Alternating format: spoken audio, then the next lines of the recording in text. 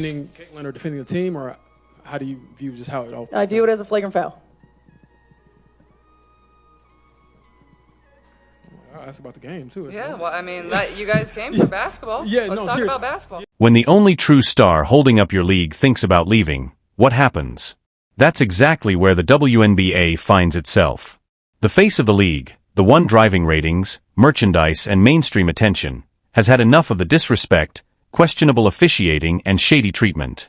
And now she's ready to walk. I'm almost convinced that the WNBA, along with their microscopic fan base, I'm almost convinced that they don't want to see the WNBA grow. I'm almost convinced that it bothers them that CaitlinClark has elevated. The WNBA should be doing everything possible to protect CaitlinClark, the league's golden goose and biggest attraction ever. Don't believe it? Just look at the numbers. Rumors say she may be done. And if that's true, it's not basketball that's finished, it's the WNBA. After watching the last few games, who could really blame her? Became the first rookie with at least 25 points, 5 assists, and 5 rebounds in a playoff game. That was CaitlinClark.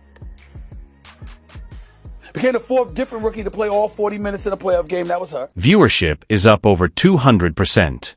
Clark isn't just a rookie, she's a revolution. Yet instead of treating her like the superstar she is, the league has allowed her to become a punching bag. Networks have even shifted NBA and MLB games to primetime slots for her. Jerseys are selling out, arenas are packed, and the buzz is undeniable, all thanks to Caitlin. This was all game, folks. All game. CaitlinClark and the Indiana Fever were getting checked. All game.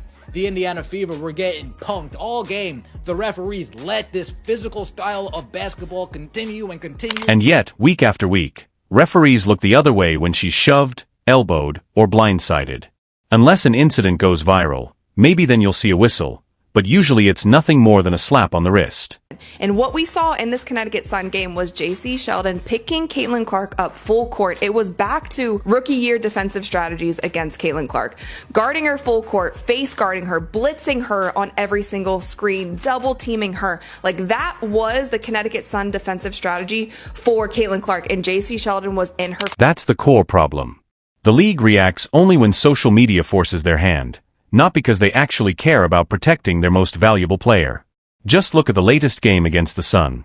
Clark endured not one, but 2 cheap, dangerous plays. You guys can see here, J.C. Sheldon is guarding CaitlinClark. She swipes her in the eyeball.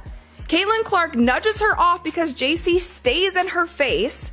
And then Tina Charles runs over and is kind of wagging her finger in CaitlinClark's face. And then Marina Mabrey comes out of nowhere and chucks. With the ball out of play, Marina Mabrey went full linebacker and shoulder-checked Clark to the ground.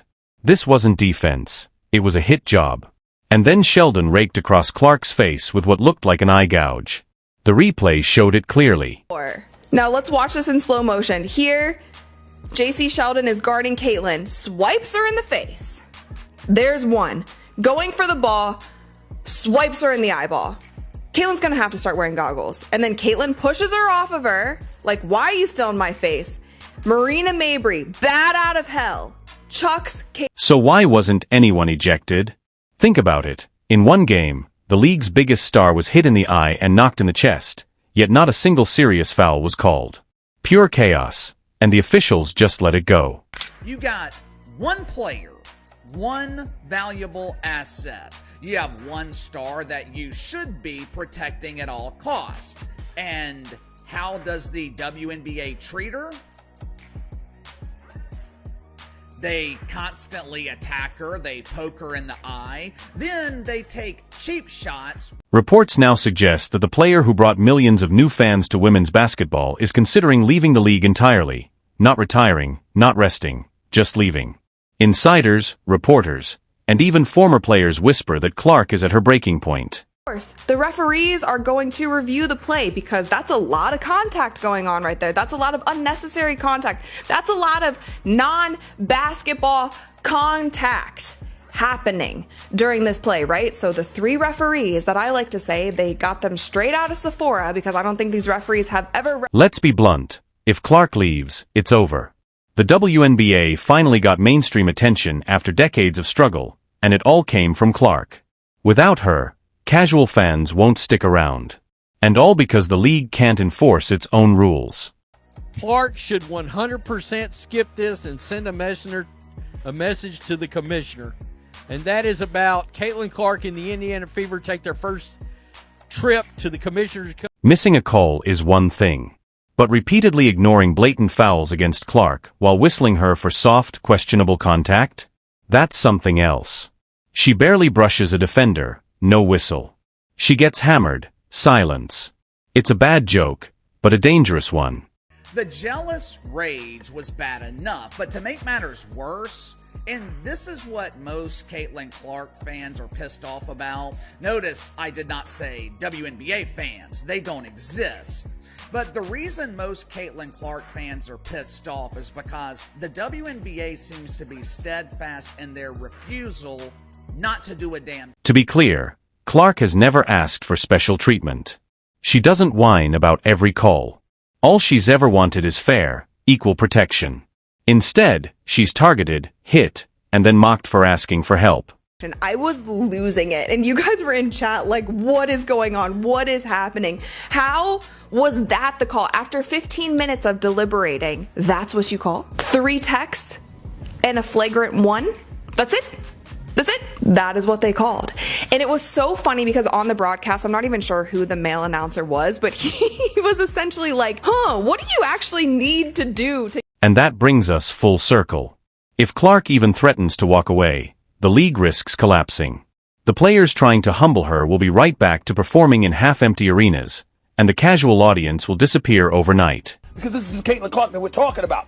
6 different league television partners set viewership records that year, her rookie year, for its highest viewed WNBA game.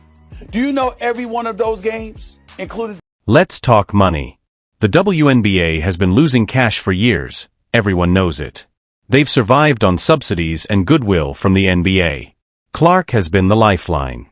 She brought in paying customers. And now the very product fans bought into is ready to leave the shelf.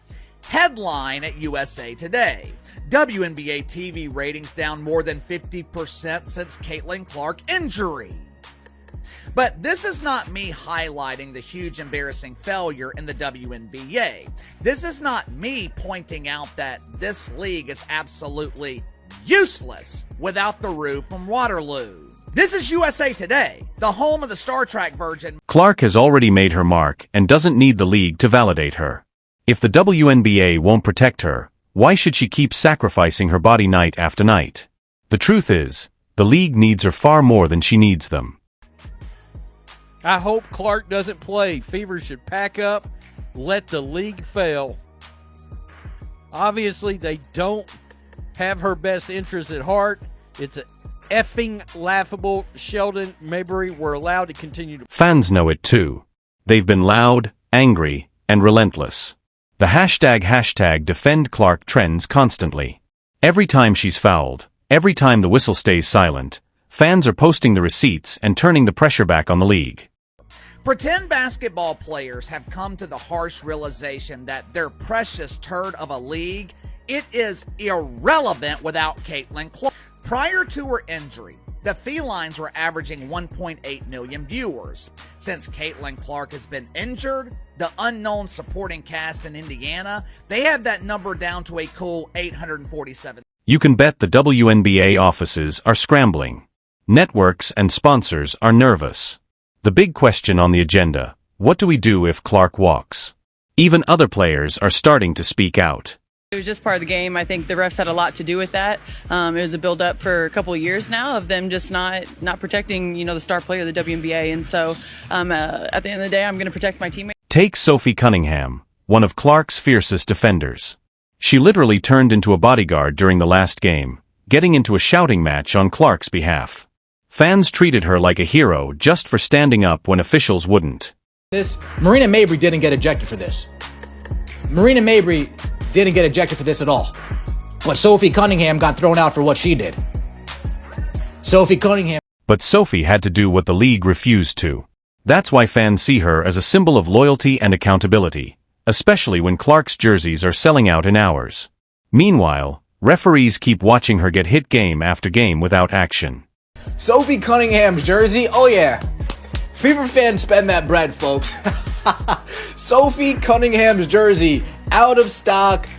Look at that. No size in stock. A small, a medium, a large, an extra large, a double XL. You're going to have to get one custom made. Sophie Cunningham stands up for Caitlin Clark, and overnight, her jerseys are selling like hotcakes. So what happens now? Does the league finally step in? Do referees start calling it fair? Or will the commissioner decide enough is enough? Because if not, Caitlin Clark will leave, and with her goes the WNBA's future, its fans, its sponsors, and its relevance. This isn't just speculation. It's a warning. Share your thoughts in the comments, and don't forget to like, share, and subscribe. Protect your league, protect your stars, or watch it all collapse.